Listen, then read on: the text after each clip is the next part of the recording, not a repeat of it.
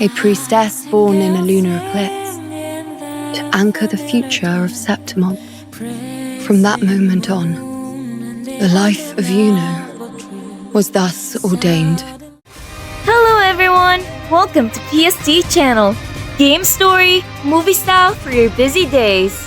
Today, we pick up Wuthering Waves 2.6 right after the fall of the false sovereign. When the cheers fade and a quiet mystery begins, a hero who should be celebrated is missing from everyone's memory. This is a story about fate being rewritten. Settle in for a clear, movie-style recap that lets you feel every beat even if you haven't played.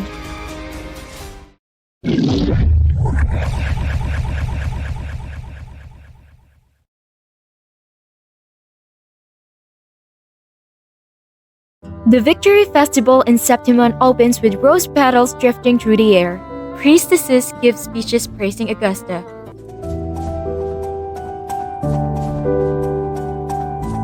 Who is hailed as the new hero of heroes. And they hint at a mysterious ally, Rover, for his role in the battle. Yet, the deeds that belong to Iuno, the cleansing of the dark tide,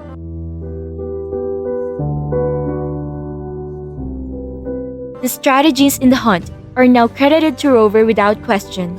Nobody reacts as if anything is missing. It is as if Iuno's name has been cut out of the world itself. An old veteran in camp notices Rover's unease and explains gently. This could be a side effect of long exposure to the dark tide, hallucinations, confusion, false images.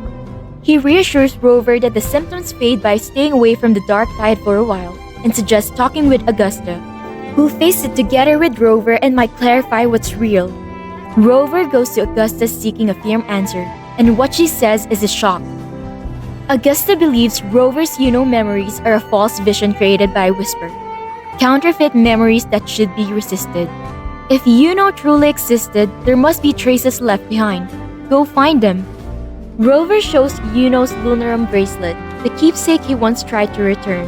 It's the bracelet she herself received when she was a priestess. It may be a keepsake, but she asked Rover to hold onto it.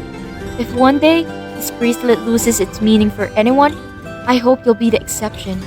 Maybe forgetting will be easier than remembering, but still, keep it. Before parting, she adds quietly, "See you again, I hope." A new worry pricks Rover. Did she already know she would be forgotten? Right then, the bracelet flares, shaping Iuno's spirit before his eyes. Rover dashes after her, yet Augusta sees nothing at all. For her. Now we are trying to bring her back. Iuno.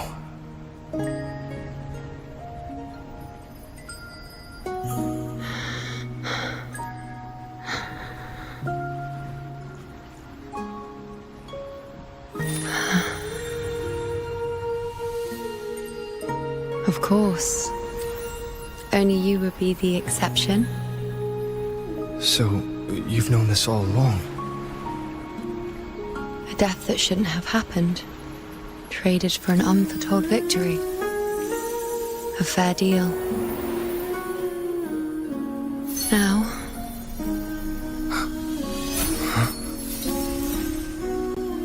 I am but a fading sliver of moonlight.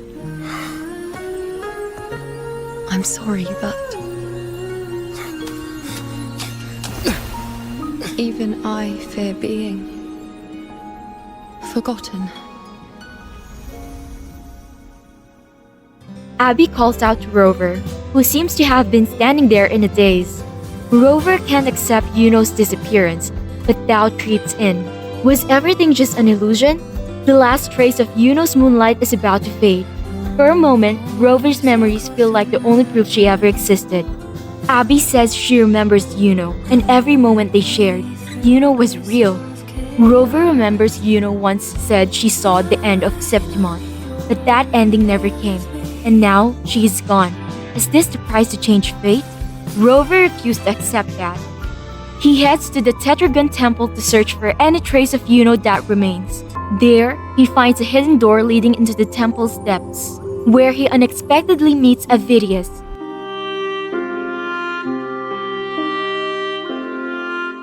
Avidius isn't surprised to see him, but it's clear Avidius too has forgotten Iuno. The plans and insights she once shared with him are now remembered as Rover's. Avidius explains that he isn't a normal human. He was created from the Quillbarius Forte in the likeness of a hero of heroes, and feelings, bonds, and memories can anchor him into being. That makes Rover wonder, could Iuno be restored by a similar anchoring? Lilibet appears.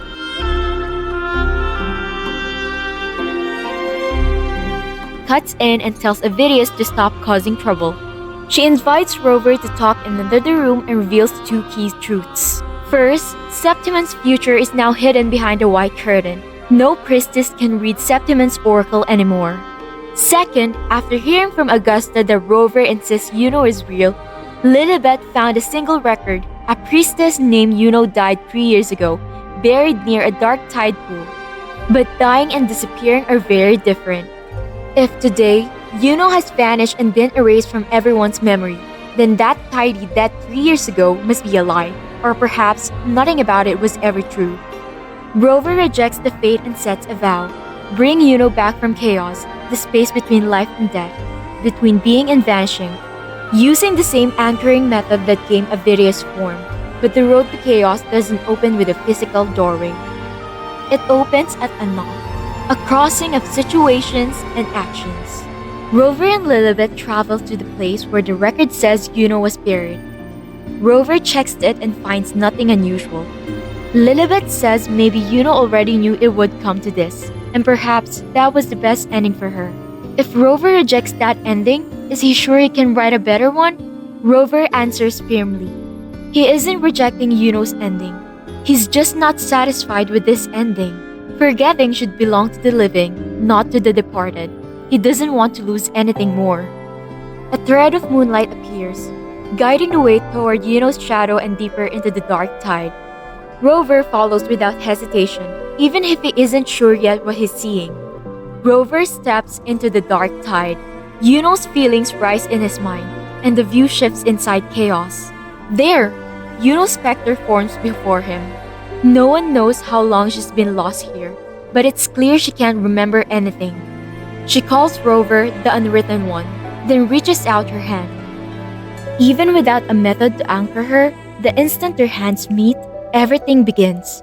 Rover finds a fragment of her, and now Iuno will be the guide to search for the rest of her pieces. He had found a fragment of her, and now she would guide him to the rest. Together, Rover and Iuno's specter walked deeper into chaos. Memories of her past shimmered around them, whispers of the priestesses. From them, Rover learned of a prophecy tied to Iuno's birth. Born beneath a lunar eclipse, she was fated to be a genius among the priestesses. Whether she rose as a great champion or followed destiny's path, one thing was certain: Iuno was never bound to a single road. Their bond continued to grow. In another memory, Rover saw a female gladiator charging into a battlefield corroded by the dark tide. Her name and title resonated with Iuno, but when Rover tried to pursue it, the Iuno specter stopped him. These visions weren't true. They were fragments, her own memories and perspectives. For someone who once closed her eyes to avoid the truth, she couldn't see the world as it was, nor change what had already passed. The pain of that choice still echoed in her eyes. An earthquake shocked the ground. Iuno nearly fell into an abyss, but Rover caught her. Together, they pressed on, and soon met a blacksmith who mistook Rover for Iuno. Perhaps, due to the bond between them, he asked if she can still intend to remain a priestess, or to choose another path. He gave no counsel, only a reminder. Once, she had asked him to forge a vow.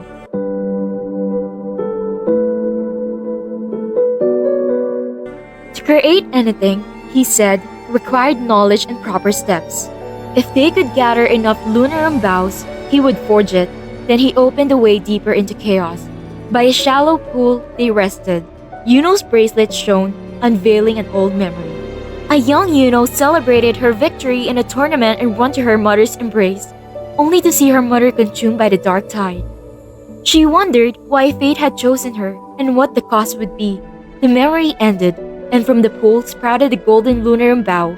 Iuno's form grew clearer. Rover's efforts were working. The journey continued. In another vision, Iuno sat on a sacred altar. She looked at Rover with curiosity and asked if he was not of Septimon.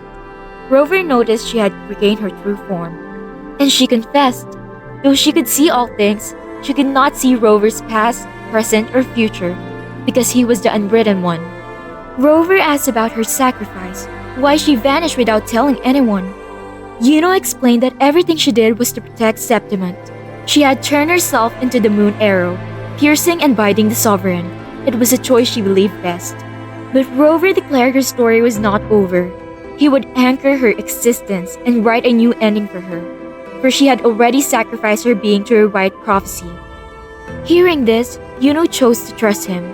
Later, Rover took Iuno's place, performing prophecies for those who sought guidance. The first was Aurelius, the gladiator, asking for strategy against a tacit discord never been seen in the Dark Tide. The second was Samara, a maiden in love, clutching a bracelet in her hands. The third was Nicholas, a noble youth, desperate to overcome fate. And the fourth was Maya, a little girl carrying a vial of tears, born of a promise her grandfather could never fulfill. After Iuno had aided them all, the two departed and rested. The bracelet glowed again, revealing another truth. As a child, when Iuno's mother was about to die, she should have opened her eyes to her prophecy, but instead, she closed them. She lost her chance to save her. From then on, she swore to face all things, no matter the cost. That vow led her to become a priestess. But after countless prophecies, she began to wonder, did seeing truly mean understanding? The Lunarum vow continued to grow. Iuno's form beside Rover grew more complete. Their journey led them to Augusta, also within chaos. Once again, she mistook Rover for Iuno. She posed a question. When fate offers no answer but collapse, what is the role of a priestess? Would you dare, without path or clue, to look straight into Septimon's ruin and seek its cause? Rover knew his answer didn't matter. Only Iuno's did. She chose to seek the end of Septimon. Iuno then guided Rover to a place she said was familiar. But before they could uncover the truth, the dark tide surged forth.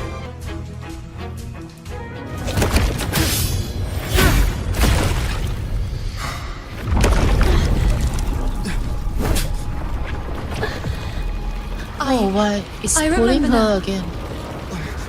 This is the place where it all began. It's also where it ended. It's okay. Run! Go there! What the? We miss her again.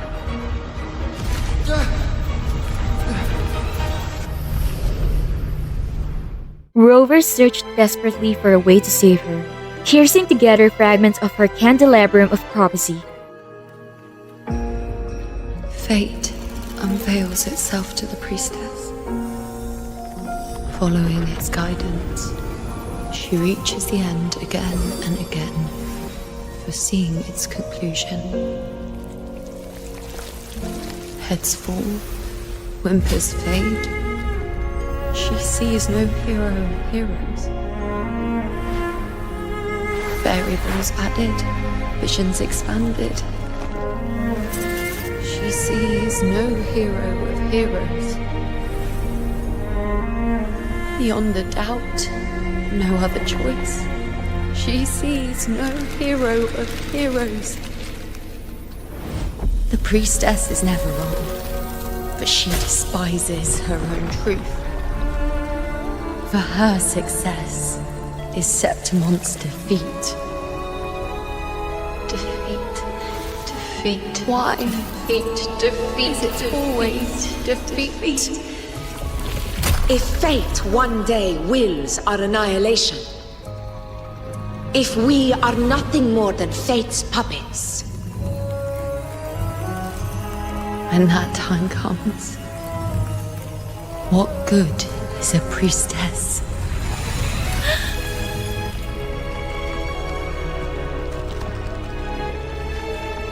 Septimont will be no more. Nothing will remain. Only she who foresaw every death still lives.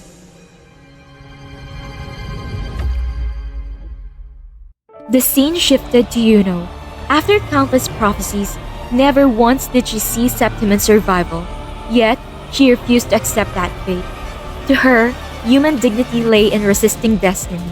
She cast her candelabrum into the dark tide and walked into the unknown lands beyond the Tetragon Temple, joining the battle alongside Aurelius.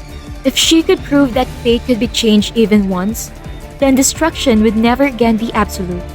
The story returned to Rover.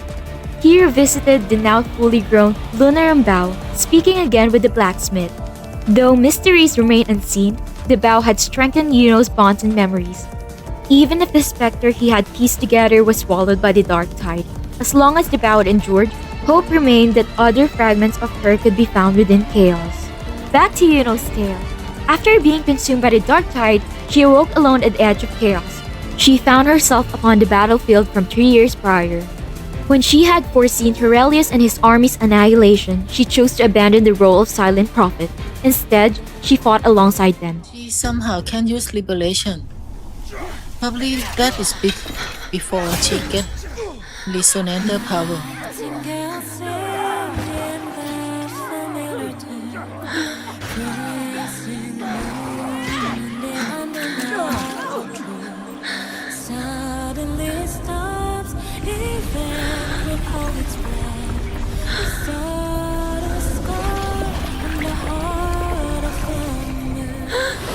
This is probably why she want to fight in the front line and gain more power. Again, as always. But why would I just stand by and watch you, accept you, complete you?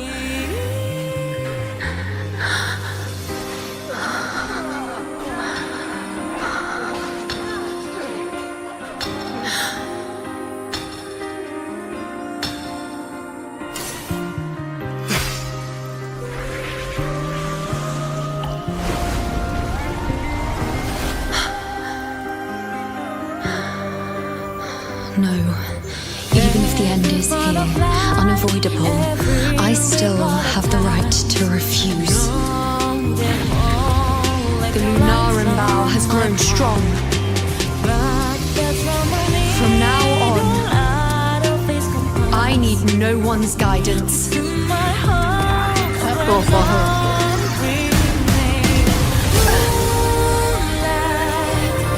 Because wherever I choose to aim, my true destiny.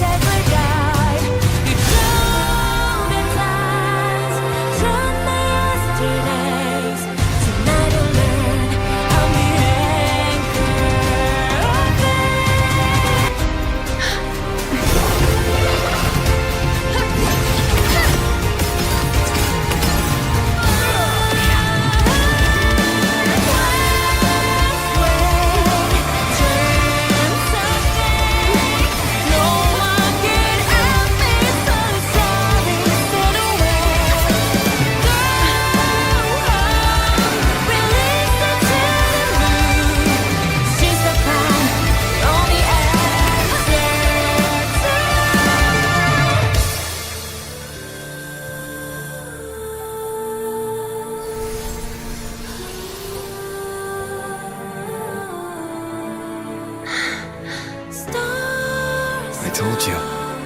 I'd rewrite the ending you changed. On the scale, the scars sometimes ring. When the dust of the final battle settled, chaos was gone. The dark tide was no more, and standing before Rover, in a white emptiness, was Iuno herself. Was this the rewritten ending? Had Rover truly opened a path of endless possibilities?